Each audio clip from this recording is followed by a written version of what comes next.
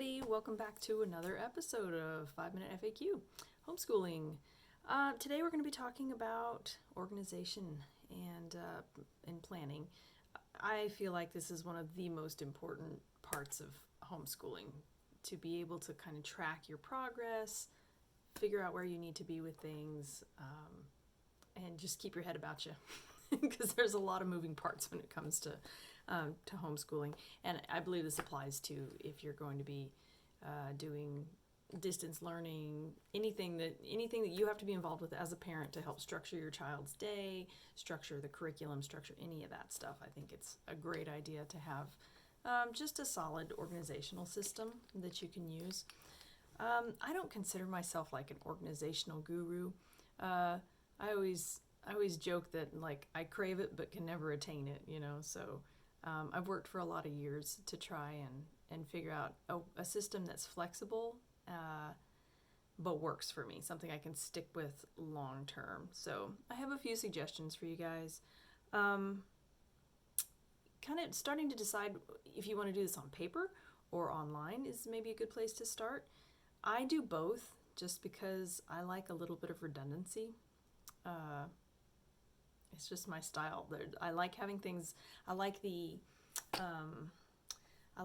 conciseness of having something online, and like you can pull it up anywhere and produce reports and this, that, and the other. And I also like the physical feeling of crossing things off. So that's just my style. But you will have your own, no doubt. One of the things that has worked really well for me is a website called Homeschoolminder, and it's just homeschoolminder.com. I'll post a link for that below. It is a great way to, you can enter lesson plans, reading assignments, other assignments. You can do chore lists. You can do all kinds of stuff, field trips, days off, days on, holidays, all of that stuff. And you can keep grades in it. You can produce transcripts and report cards and all kinds of things, which is really handy if you're needing to provide records for your district at all.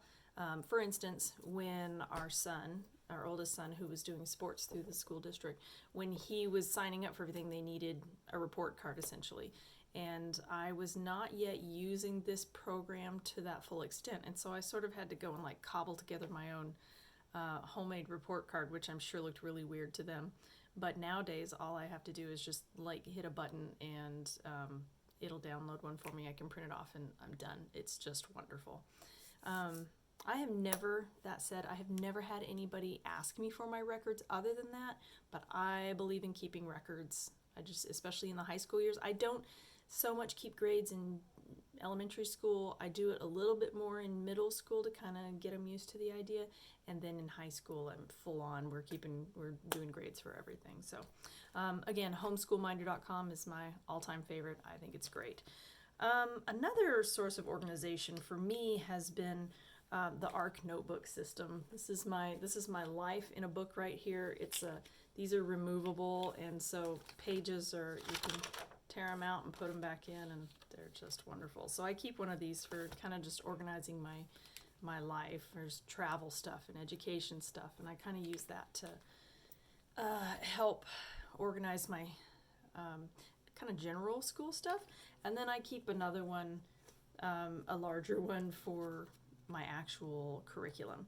So what I'll do at the beginning of every year generally is I'll print off a school calendar. These are just green days or my contact days. I'm not done filling that in for the year actually.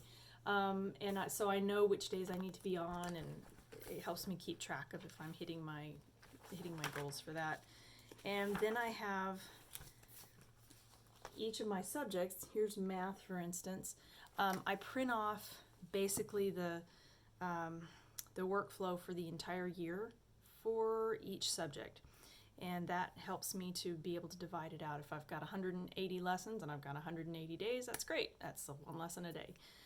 If I've got twice that many, then I need to do twice that many per day, etc., etc. So I keep that for all of my subjects. And I usually schedule out a week to 2 weeks in advance, because I used to try to schedule weeks or months in advance, and something would always come up and it would wreck my schedule, and it would just make me stressed out. So now I keep it in short chunks.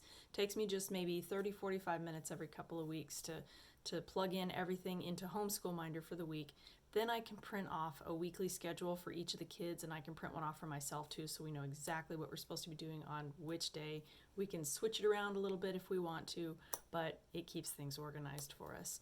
And yeah, that's the system I use. There are tons out there, but it's kind of a good exercise to kind of get your brain thinking about how you just want to structure the way you keep records and all that. So yeah, next time we will be talking about curriculum choices. So join me then.